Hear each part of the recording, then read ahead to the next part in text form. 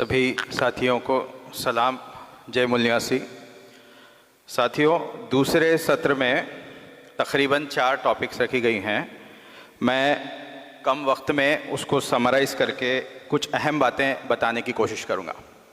पहली चीज़, मुसलमानों का डिनायल ऑफ रिप्रेजेंटेशन, ये सब्जेक्ट रखा गया है। जो 4 टॉपिक रखे गए हैं मैं समझता हूँ राष्ट्रीय मुस्लिम मोर्चा पूरे भारत में तकरीबन कम से कम पिछले 70 साल में पहली तंजीम है जिसने इस टॉपिक्स को रखा है। इसके लिए आप तालियां बजा सकते हैं। दूसरी चीज़, सत्ता में रिप्रेजेंटेशन के लिए किसी कौम को 3 चीज़ें तक कम से कम चाहिए। आप डायरेक्ट सरकार बनाइए, या फिर अगर सरकार नहीं बना सकते तो सरकार में हिस्सेदारी रखिए। तीसरा, नुमाइंदगी रखिए। अगर तीनों भी नहीं है तो आप गुलाम हो चुके हो। इसका मतलब मुसलमान कौम गुलाम हो चुकी है। जैसा कि मेशराम साहब ने और दूसरे वक्ताओं ने बताया कि 47 से पहले, 100 साल पहले वाले मुसलमान जो थे, 33% रिप्रेजेंटेशन मुसलमानों का था। वो घटते घटते 1.5-2% पे आया।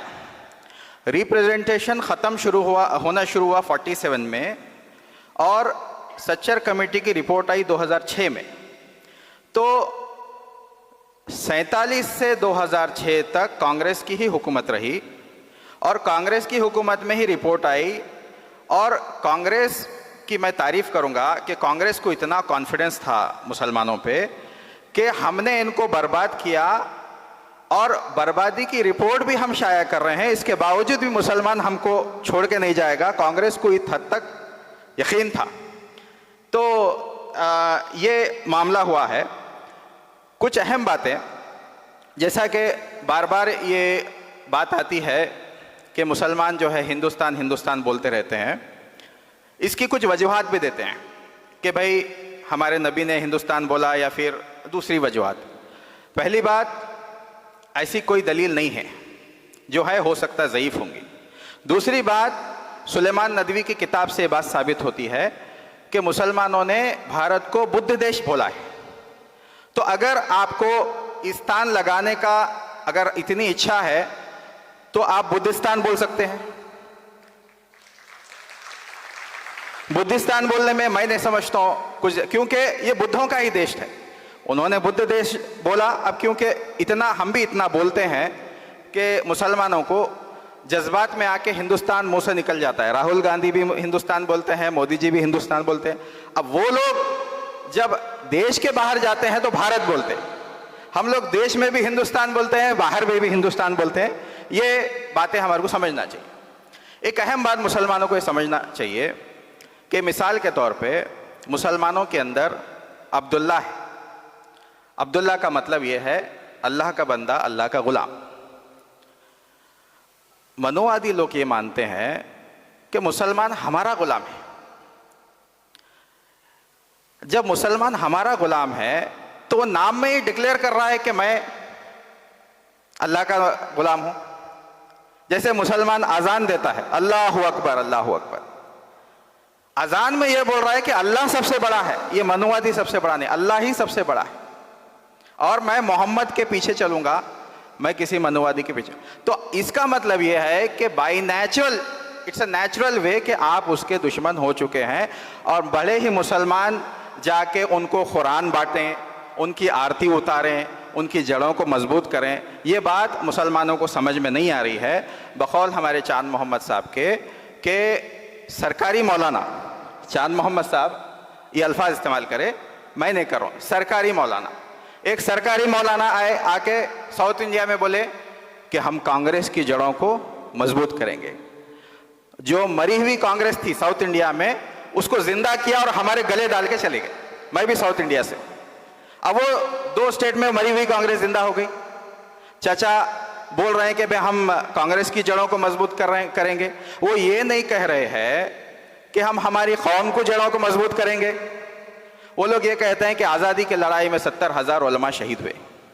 अगर 70,000 उलमा शहीद हुए हैं तो इख्तिदार में उलमा को होना चाहिए, पार्लियामेंट में होना चाहिए, असेंबली में होना चाहिए, मगर उलमा आके हमारे से बोलते हैं, नाम नेहाद उलमा, कि राहुल गांधी जी को पार्लियामेंट में भेजो, कांग्रेस को भेजो, ये मनुवादियों को भेजो, ना तुम जाओ ना हम जाएंगे, अब ना हम किसी को जाने देंगे। तो राष्ट्रीय मुस्लिम मोर्चा ये पहली तंजीम है जो इस ताल्लुक से बात कर रही है। जैसे औरतों में देखिए एक नाम होता है आयशा। 1400 साल पहले Ayesha was the first woman scholar, वो आलिम थी। जबकि मनोधर्म में औरत को पढ़ने लिखने का अधिकार नहीं है, उसको दासी बनाया जाता है, सती किया जाता है। जब आप ऐसे नाम रख के डायरेक्टली चैलेंज कर रहे हो मनुवादियों को, तो जब आप ये कह रहे हो, जैसे मुसलमानों में एक नाम होता है रुफैदा।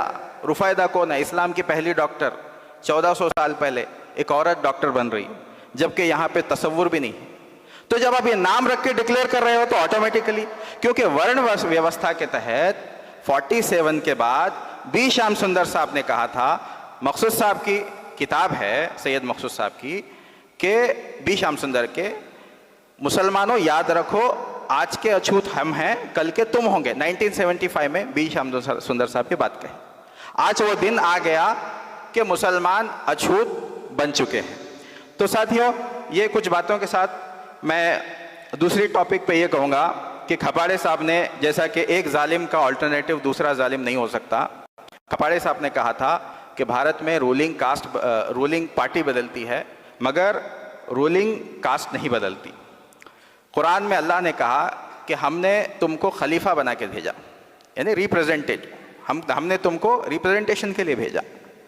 मगर हमारी जमातें आरएसएस तो 1925 में कायम हुई। 1925 से पहले भी ये मुसलमानों की जमातें हैं, और वो जमातें कह रही हैं कि खलीफा मैं नहीं हूँ, खलीफा राहुल गांधी है, खलीफा सोनिया गांधी है। अब ये दोनों के बाद खलीफा प्रियंका गांधी। तो मुसलमानों के लिए समस्या ये है कि राहुल गांधी की तो शादी हुई नहीं, तो अब किसको खलीफा बनाएंगे। अब एक अहम बात क्या है, कॉन्स्टिट्यूशन के ताल्लुक से, मुसलमानों के जो कॉन्स्टिट्यूशनल बेदारी जो है उसके ताल्लुक से, मुसलमानों के जो मसाजिद, 1.5 लाख से ज़्यादा मसाजिद है और कई मदारिस हैं, अगर सिर्फ़ और सिर्फ आर्टिकल 19 को अमल में ना लाने दिया जाए तो मुसलमानों का पूरा दीन ख़त्म है भारत में। ना मुसलमान अज़ान दे सकता, ना दीन का प्रचार प्रसार कर सकता, ना कोई दूसरा कर सकता। तो इससे ये बात साबित होती है कि मुसलमानों को जैसे दीन की हिफाजत कर रहे हैं मुसलमान, वैसे कॉन्स्टिट्यूशन की भी हिफाजत करना है। एक जो आखिरी टॉपिक है उसके बारे में कुछ बातें बोल के मेरी बात ख़त्म करता हूँ। साथियों, मुसलमान को या किसी भी कौम को 3 चीज़ें चाहिए ग़ुलामी से बाहर निकालने के लिए। तंजीम चाहिए, तहरीक चाहिए और क़ियादत चाहिए। 3 चीज़ें चाहिए। 47 के बाद तहरीक, तंजीम और क़ियादत तीनों भी ख़त्म हो चुकी हैं, और राष्ट्रीय मुस्लिम मोर्चा के ज़रिए वामन मेश्राम साहब ने कुछ ही सालों में, राष्ट्रीय मुस्लिम मोर्चा का ये 4था अधिवेशन है। 4था अधिवेशन इटसेल्फ इज़ एन अचीवमेंट। ये हमारा बड़ा अचीवमेंट है जो 4थे अधिवेशन में मुसलमानों के अंदर वामन मेश्राम साहब ने तहरीक, तंजीम और क़ियादत को कायम कर दिया। चांद मोहम्मद साहब का नेशनल लीडर बनना किसी मुसलमान तंजीम में पॉसिबल नहीं है। 85 साल का बुजुर्ग है, मरने के लिए तैयार है मगर सीट छोड़ने के लिए तैयार नहीं है। यहाँ तक कि कांग्रेस के पिछलग्गू बन के जो है, अब समझ में आ गया कांग्रेस नहीं आओगी, चचा कांग्रेस के पीछे जा रहा है और भतीजा बोल रहा है कि जो राम को नहीं मानता वो पापी है।